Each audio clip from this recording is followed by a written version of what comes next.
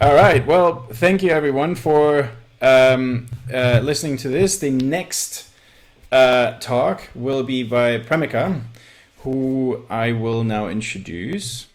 Hi, Premika. Hi, Dominic. So excited to be here. Yes, and I'm very excited about your talk. You had a really great description for your talk, which really I thought was one of the best in a long time. No pressure.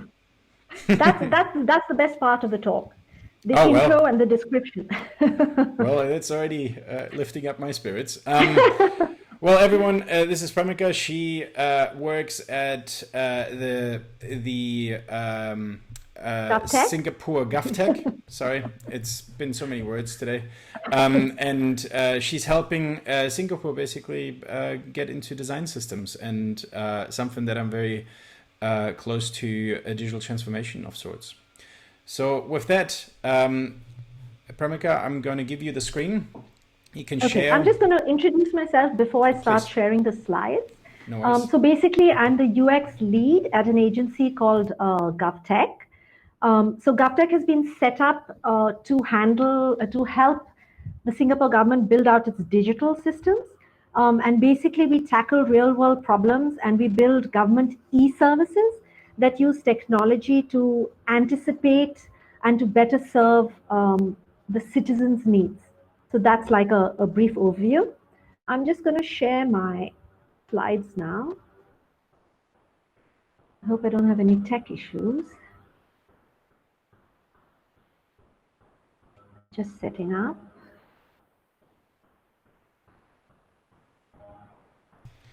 We should maybe have like a little drum roll in the back.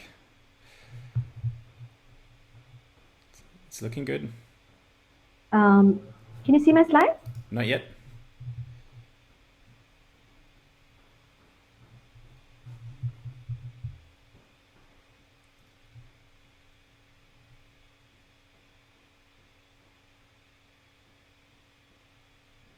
Okay, give me a second. No worries at all. I can fill the space by saying that I think I'm really happy that the Design System Meetup can still survive in a pandemic, and from a live stream point of view, and it's more international. We have more people who can watch it from much further away and can talk from much further away. So I'm very happy that the community is still pulling together and it's all sort of working. And with that, I've run fresh out of words. I'm almost there. Okay. Yes, perfect. Here we go. Can you see the whole screen? Everything looks good. Yes. Okay, fantastic. So I've tried to keep it. So basically, what we're doing is I'm seconded to the Ministry of Manpower. And what we're currently doing is we're rolling out the design system across the Ministry of Manpower. This is a little bit more difficult than it sounds. I'll explain it to you a bit later. So I've tried to keep this, they're really very large, thorny problems involved in this. So I've tried to keep it a little bit light. I'm really happy that Infotech went before me because they really explained design systems in the way that we're doing it as well. It's being built, the kind of problems that we have with development and clients and people who are using the system are almost the same. We're a little bit more mature. However, it's interesting to see that the problems and the solutions that they come up with there's a lot of overlap. So that's really heartening. Let me start off with saying that, so I've likened this to Star Wars, where there's a design alliance, and it's Clone Wars, where stories of light and dark are revealed. So it's a period of great fragmentation, and the design alliance lies in disarray. So the issue is that because there's so many departments, vendors, systems, and the IT departments have multiple systems, not just one system. They have multiple tech platforms as well. So for example, some people use Vue.js, some people use Ruby on Rails. So these are all the things that we have to contend with when we roll out the system. A lot of these systems don't talk to each other. They're not made to improve usability or to achieve better outcomes. So that's like the base with what we're kind of dealing with. So I'll just move on to say that I'm just going to give you a bird's eye view of the learnings, the broad learnings that we've had, because the details are really very technical and very sticky to get into. I'll try and give you a little bit more detail about some of the learnings that we had related to Yoda's quotes. And if you'd like to ask me a question about this specific learning, you can just write it down and ask me at the end of the session. I'd be happy to go into a little bit more detail there. Yeah. So this, I'm going to explain to you a little bit more about the Ministry of Manpower and the systems that we have. So I actually only work in one system in the whole ministry, and we're trying to roll out the design system across the whole ministry. So I always have more questions than there are answers. So this is one system which is a career portal. This is another system which lives in the Ministry of Manpower, which is the labor market statistical information. This is all supposed to be under the same design system. As you can see, it's not. So that's the ask. This is just two, which look completely different. The ask is, how can we get all these systems to try and work together? Aside from that, so these are two different systems. Aside from that, within the same system, if you look at the left-hand side, this is the Ministry of Manpower, which looks like that.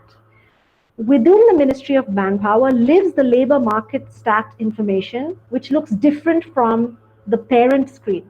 So even within that system, it looks different. And if you go a little bit deeper into the actual e-service, it looks different even within the e-service. So this is just to give you, sorry, I've had to blank out a couple of things because some of the, it might be a little bit sensitive, the information, but you get the general idea that even within the same e-service, you have a difference in the colors, the fonts, the components, the patterns, the styles, the spacing. You have a lot of differences. So this is what we're trying to tackle and trying to bring into the same design system. So think of the stuff that Infotech shared with us, put it on steroids and try and spread what they did across 70 systems, 70, not 17. So you get an idea of how complicated that is. It's exciting because it's a tough problem, and to solve it is exciting, but we need to address all the issues that come up with large projects like this. Okay, do or do not, there is no try. Simple statement, yet endlessly profound, right? So this is the time, I think, when Luke Skywalker was trying to raise the starfighter from the water, and he said, I'll try, and Yoda says, do or do not, there is no try. So the learning that we had is that basically, it's not that failure is unacceptable, that's not an issue, but you need to focus on the present and commit yourself, right? Whether you win or you lose or you fail or you succeed, you need that commitment, right? Easy to say, how do we do that? So you need to basically have an audit of all the systems, requirement gathering, objectives, feedback, do user research, and basically, just get down to the nitty-gritty and try and look at the entire system and then find a way to move forward. Yeah, okay, so moving on to the next quote is, judge me by my size, do you? So once again, Luke says to Yoda that it's too big. It's just too big. I can't do it. And Yoda admonishes him and says that size does not matter. All things are equal. And if he could do it, look at his size, anything is possible. So similarly, if you look at let's say we're a committee, right? We're a committee that's been put together and said that, okay, there's a design system. It needs to be rolled across 70 other systems.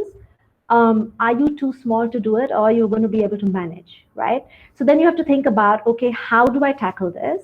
Let's do it bite-sized, right? Maybe we should treat it like a UX project. Like what is the UX going to be?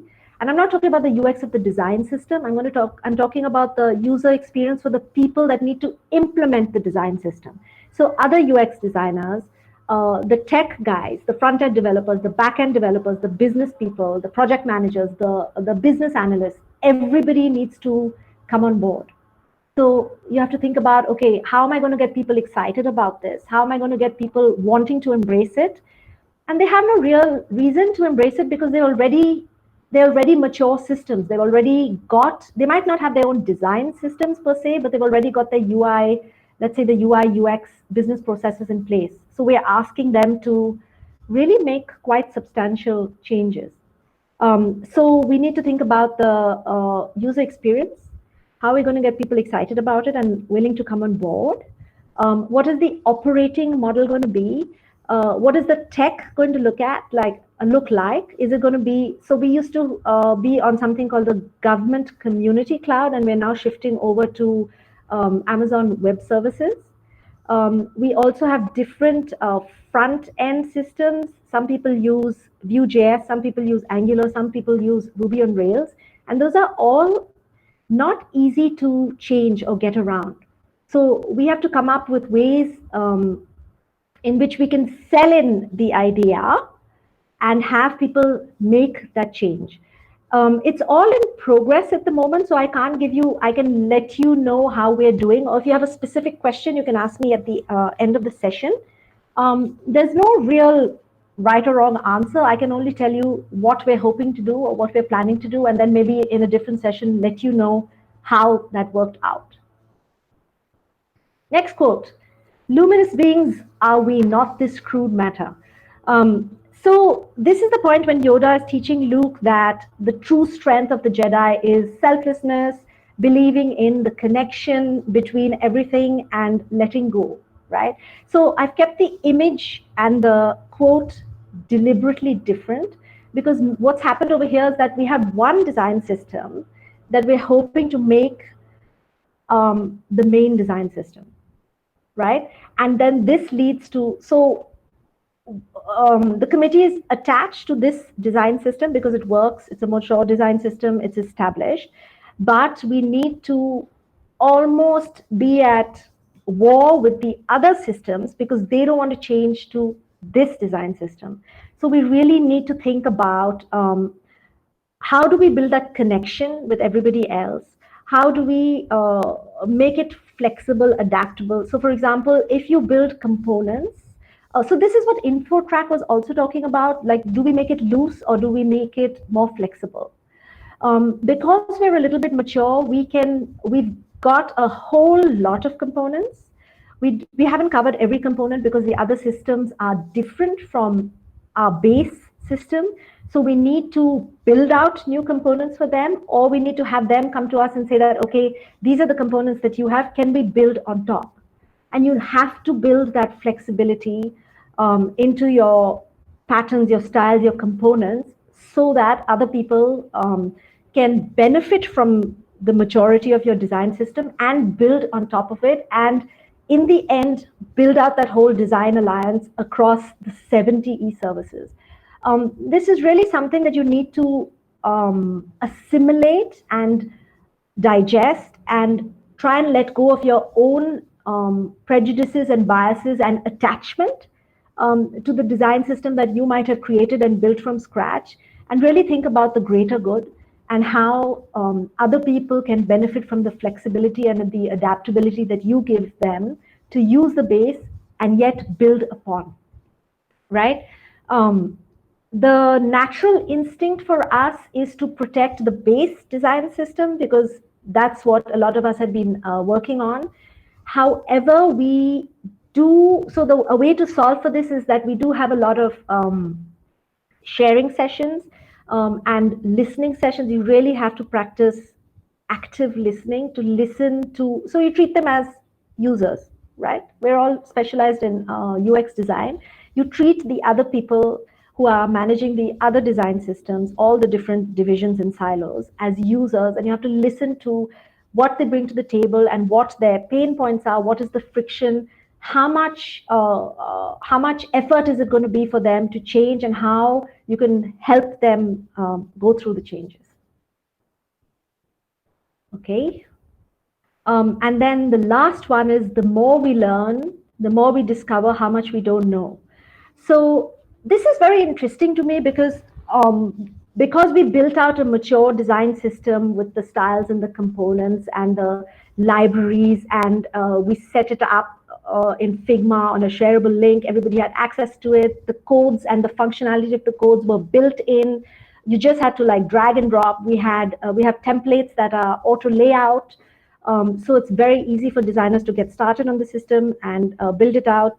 The developers don't need to liaise so much with the front end developer or the UX designer, because things are pretty much smooth and working. You get kind of complacent and you think that the design system is really robust and should work for everybody, and everybody needs to get on the same page and just follow the design system that works. But the more you learn about the different systems, the more you listen to what people need and what their friction and their obstacles and their pain points are, the more you realize that you don't really know much. Like, okay, yes, it's one design system. There are many, many other design systems, and how are we going to come together and integrate everything so that you can facilitate, let's say, the grand design alliance, which works for 70 e-systems across the whole of the Ministry of Manpower. So that's really been interesting. If you have any specific questions, I'd be happy to answer that for you. Let me just see what else I have. So this is okay. So this is still in progress. This is the current Ministry of Manpower logo, which is a blue and orange logo. So then we had to think about the branding and what are we going to do? We can't change the logos of 70 systems. And how are we going to build out the design digital experience? So let's say the project name is called Digital Experience Plus, and it's going to live online.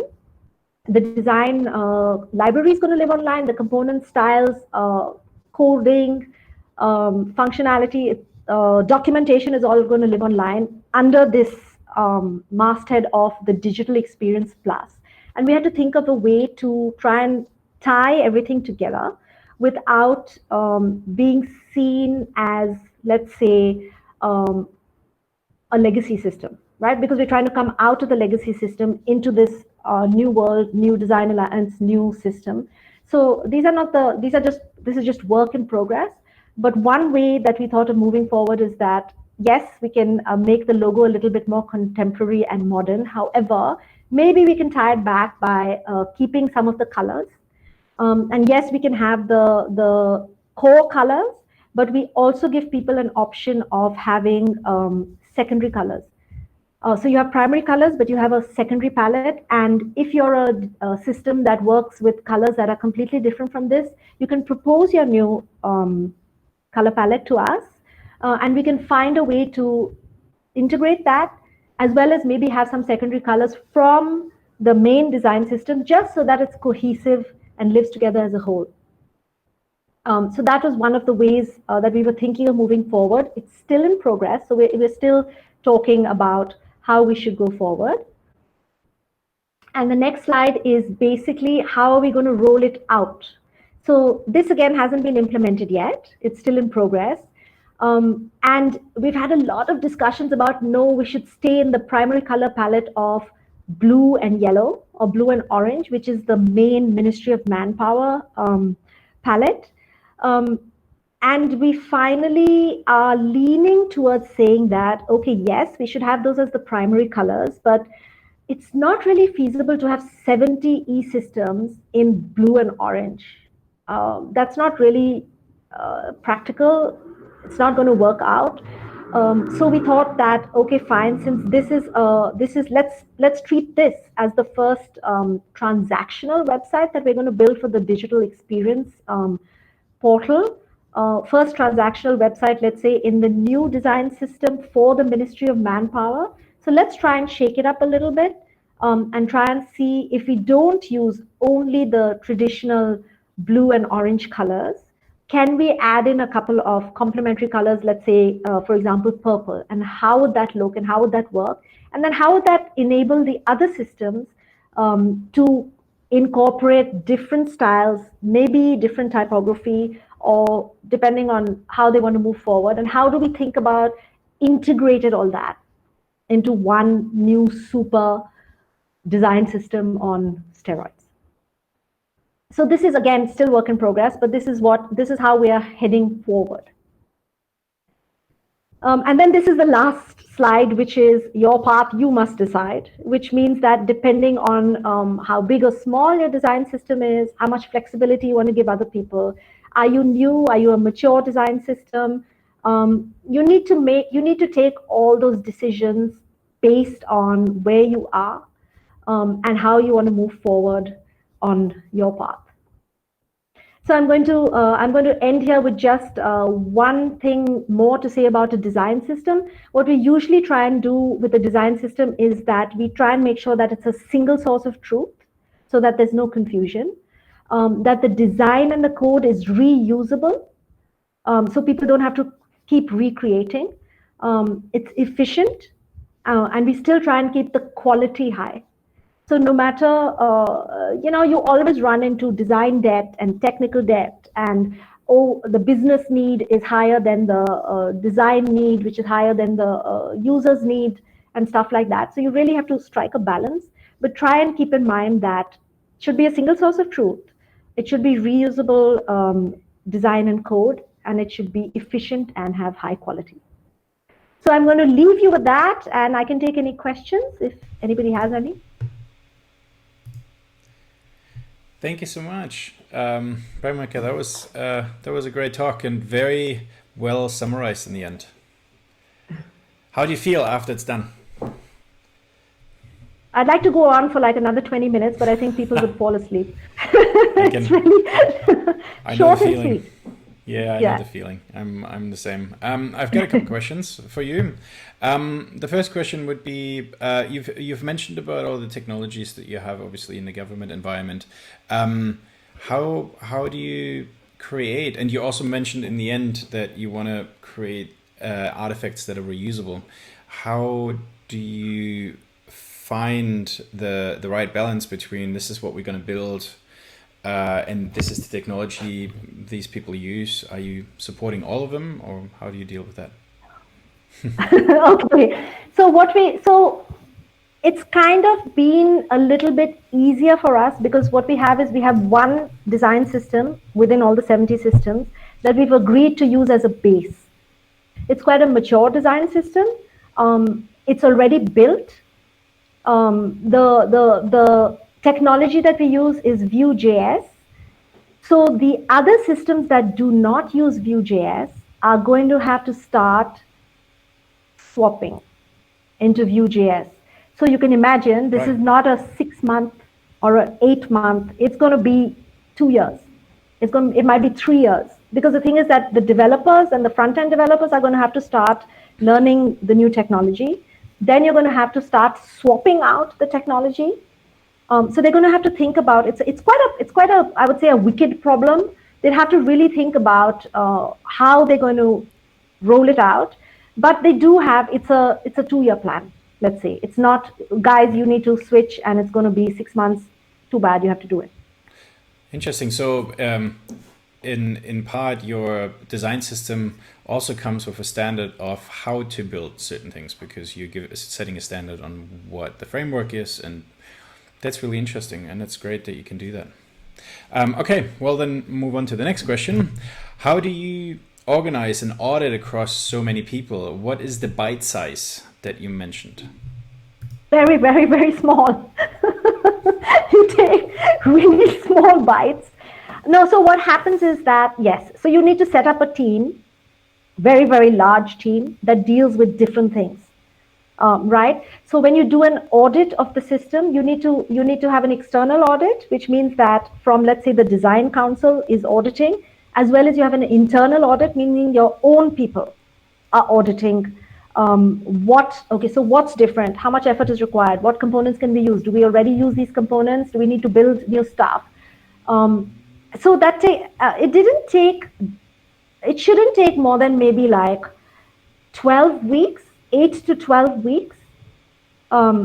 so I think the audit itself is not really the issue. The implementation is where it gets a little bit sticky, right? Then you need to start having conversations with the UX guys, with the developers, with the guys who handle the tech stack, the business, the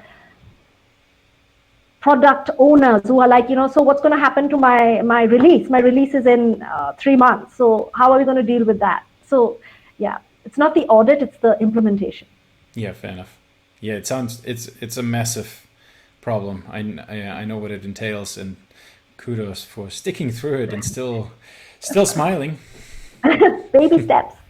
I've got a last question here. How do you logistically roll out a system in such a large organization? What is the strategy? And you sort of alluded to that already in the other answer. What's the strategy that you would employ for that? So every system basically comes forth with a plan on how how are they going to roll it out? How much time is it going to take them? Could they get a waiver for this section of the system so that maybe they could roll out these sections and then do that section last because of tech debt or because of business consideration, whatever the reason is, right? So we have to, we're all, I think, learning how to do it. Yes, of course, there are deadlines in place. And there are different segments that you have to look at. So for example, just the design system itself is one, let's say, piece of the puzzle, right? So you have a timeline for rolling out the design system itself. And the design system, as you heard InfoTrack say, is a living organism, right? And then when the organism grows and you want to go back to when it was a baby and change stuff, it's too late. You can't. So the design system is still growing. You're still moving forward, but you have to put forth a plan as to how you're going to tackle this. Now, you get a little bit of flexibility in that, okay, we understand you cannot do it in 6 months. Okay, so what can you do in 6 months? Tell us what you can do. Like, can you do this bit, or can you do that bit, or can you start training your developers, or can you start using the components, or tell us how you're going to get started, and then we can be flexible as to how you can start the adaptation of the rest. Very pragmatic. Very good. Thank you very much. That's all the questions we had. Premika, this was a fantastic insight into a very complex process. Thank you so much. Thank you very much, and we'll see you soon. And if you have any shout-outs, put them on Twitter or send them to me, and we'll get there. All right. Okay, Bye. thank you. Bye.